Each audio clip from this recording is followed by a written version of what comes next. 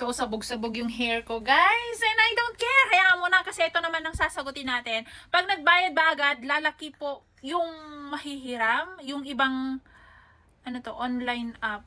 Kasi, nag-full payment na ako after 2 weeks. Kala ko lalaki yung credit, same lang pala.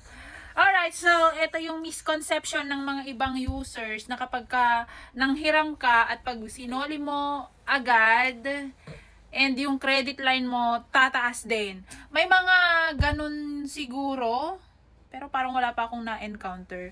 It takes time to build your credit history or your credit, ano tawag doon? Yung parang credibility mo. Ayan. Pag nagbayad ka on time, ibig lang sabihin nun good yung history mo. So, you have to do it religiously.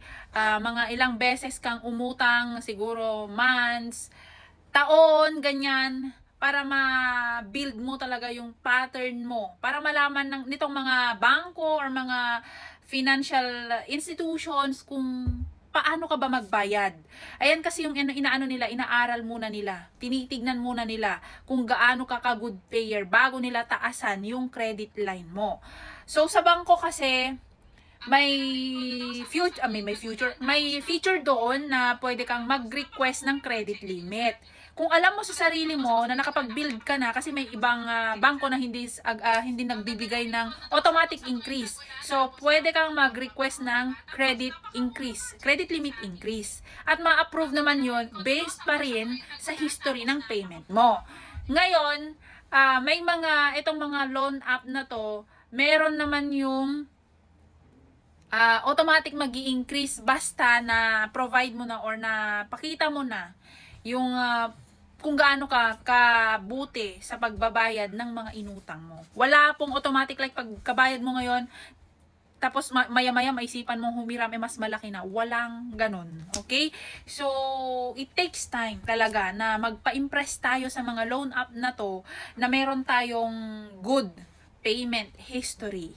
So, meron din namang, kung gusto mo, may iba pang marami pang banks. Parang yung GoTime, kung magkano yung deposit mo naman. Ito naman yung parang, pag meron kang deposit, yung cash mismo na nilagay sa savings mo, nakadepende doon yung credit line mo. Ganyan. Kasi meron akong 30,000 na credit line sa GoTime. Ngayon, kung wala naman laman yung savings account ko, wala pa rin laman yung credit line ko. Parang pag naglagay ako doon sa aking savings account, saka naman tataas yung credit line ko. So, parang uutangin ko lang. Hindi naman ganon.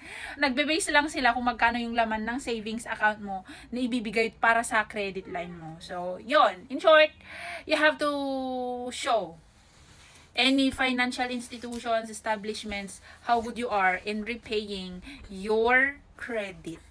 Okay? So, kailangan pang gamitin ng paulit-ulit at magbayad ka on or before due date. Only then, may chance kang magkaroon ng mas malaking credit line. Yun lamang! Bye-bye!